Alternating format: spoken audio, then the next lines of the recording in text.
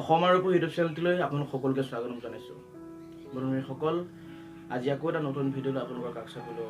বাৰু যি কি নহওক বন্ধুসকল, বিহু আহি পালেহি আপোনালোক সকলোৱে চাগে নতুন কাপোৰ কানি লৈ মেলি চাগে আজৰি, কাৰণ আজৰি হ'বই, কিয়নো বিহুলৈ আৰু বেছি দিন নাই।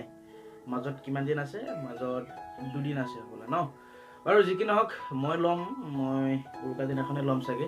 আৰু বন্ধুসকল, মই এইখিনিতে আপোনালোকক এটা কথা কৈ ৰাখোঁ যে অসমত বৰ্তমান যিবোৰ চলি আছে সেইবোৰৰ কথা ভাবিয়ে যে আমি যে বিহুখন নাপাতিম সেইটো নহয়, কাৰণ আমাৰ বিহুখন পাতিবই লাগিব। যিহেতু জাতিৰ অস্তিত্ব যদি আমি ৰক্ষা কৰি নাযাওঁ তেনেহ'লে হয়তো আমি বহুত কিবা কিবি আৰু শেষ কৰিব লাগিব। গতিকে আহক বেছি দেৰি নকৰি ভিডিঅ'টো আৰম্ভ কৰোঁ। আজিৰ ভিডিঅ'টোৰ বিষয়বস্তু হৈছে বিহু। বন্ধুসকল, আগতে বিহু বুলি ক'লে যিবোৰ পৰম্পৰা ৰীতি নীতি প্ৰচলন সেইবোৰ আজিকালি প্ৰায় নাইকিয়া হৈ গৈছে। তাৰ কাৰণ কি আপুনিও জানে আৰু ময়ো জানো। আৰু বন্ধুসকল, আগতে বিহু বুলি ক'লে গাঁৱে ভূঞে ঢোল পেপাৰ মাত, আৰু আজিকালি বন্ধুসকল কি হৈছে, বিহু বুলি ক'লে পেপাৰ মাতি কুলিৰ মাতটিও শুনিবলৈ পোৱা নোযোৱা হৈছে। আৰু তেনেকৈ বহুত সম্প্ৰতি তেনেকৈ বহুত ৰীতি নীতি আমাৰ মাজৰ পৰা হেৰাই গৈছে। আৰু এনেকৈ যদি হেৰাই গৈ থাকে তেনেহ'লে হয়তো এদিন অসমীয়া জাতিৰ অস্তিত্ব নাইকিয়া হৈ যাব।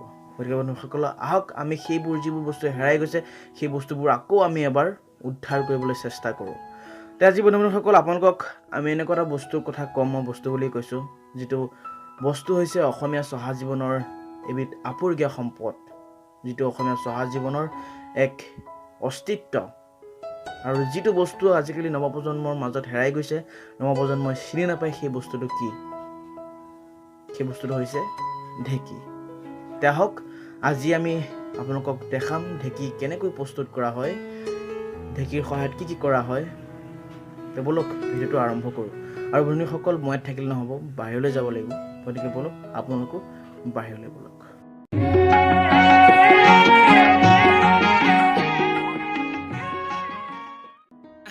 যাবলৈ ওলাইছোঁ। আচলতে বন্ধুসকল, আমাৰ ঘৰত ঢেঁকী আছে, কিন্তু ঢেঁকীটো অকণমান বেয়া হৈ থকাৰ বাবে আপোনালোকে ইমান ভালকৈ বুজি নাপাব, সেইকাৰণে অকণমান দূৰলৈ যাওঁ।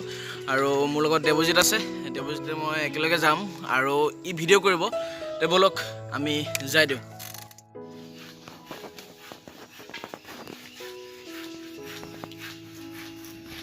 বন্ধুসকল, আমি আহি পালোহি। এইটোৱে হৈছে ঢেঁকী, আৰু ইয়াৰ বিভিন্ন অংশ আছে। এই বিভিন্ন অংশবোৰক আমি চিনাকি কৰি দিম আপোনালোকক। বন্ধুসকল, আমি প্ৰথমে ইয়াৰ পৰা আহোঁ। এই ঢেঁকীটো এডাল উঠাই ৰখা হৈছে, ঢেঁকীটোক এডাল বাৰীডাল উঠাই ৰখা হৈছে। এই বাৰীডালক ওচন বাৰী বুলি কোৱা হয়। তাৰপিছত বন্ধুসকল, এইডাল আমি ঢেঁকী থোৰা, আচলতে আমি এই সাধু এটাত শুনিছিলোঁ, তেজীমলা সাধুটোত ঢেঁকী থোৰা শব্দটো প্ৰায় আছিলে। এইডাল হ'ল ঢেঁকী থোৰা, আৰু এই বস্তুটো ঢেঁকী থোৰাটোৱে এডাল বস্তু লগোৱা আছে, লোহাৰডাল লগোৱা আছে। এই বস্তুটোৰ দ্বাৰা মানে যি বস্তু দিয়া হয় গুৰি কৰা হয়, এইটোক ঘোল বুলি কোৱা হয়। তাৰপিছত এই বস্তুটোৰ যিটো গাঁত, এই বস্তুটোত গোটেইখিনি যি বস্তু আমি গুড়া কৰিম সেই বস্তুটোত দিয়া হয়, আৰু এইটোক খুবলি বুলি কোৱা হয়। তাৰপিছত এইফালে আহক, আহি পেলাই আপোনালোকে চাওক, ঢেঁকীটোত য'ত লগোৱা হৈছে এই বস্তুটোক কটৰা বুলি কোৱা হয়, এইডালক কটৰা বুলি কোৱা হয়। তাৰপিছত এইডালক আখল খলা বুলি কোৱা হয়। তাৰপিছত এইখিনি যিটো আপোনালোকে চাওক, এই বস্তুটোক এইখিনি বা এইটো বস্তু ফিচা বুলি কয়। আচলতে বন্ধুসকল, ঢেঁকীটো আমি পাইছিলোঁ বিজ্ঞানসন্মতভাৱে, এইটো লিভাৰৰ যিটো সূত্ৰ, লিভাৰৰ সহায়ত যেনেকৈ যিকোনো বস্তু প্ৰস্তুত কৰা হয়, লিভাৰৰ সহায়ত ঢেঁকীটো প্ৰস্তুত কৰা হৈছে। আৰু বন্ধুসকল, ঢেঁকীটো এই বস্তুটো এই যোনডাল আমি দেখিছোঁ, এইটোৱে হ'ল ঢেঁকীটোৰ মূল অংশ। এইটো যোনডাল গছ অকণমান ডাঙৰ চাইজৰ, বেছি ডাঙৰ গছ নহয়, সেইটো কাটি পেলাই ধুনীয়াকৈ এনেকুৱা চাইজ কৰি পেলাই সেইটো বনোৱা কৰে। আৰু বন্ধুসকল চাওক, আমি চাওঁ কি হয়, এনেকৈ এইটো দিলে চাওক,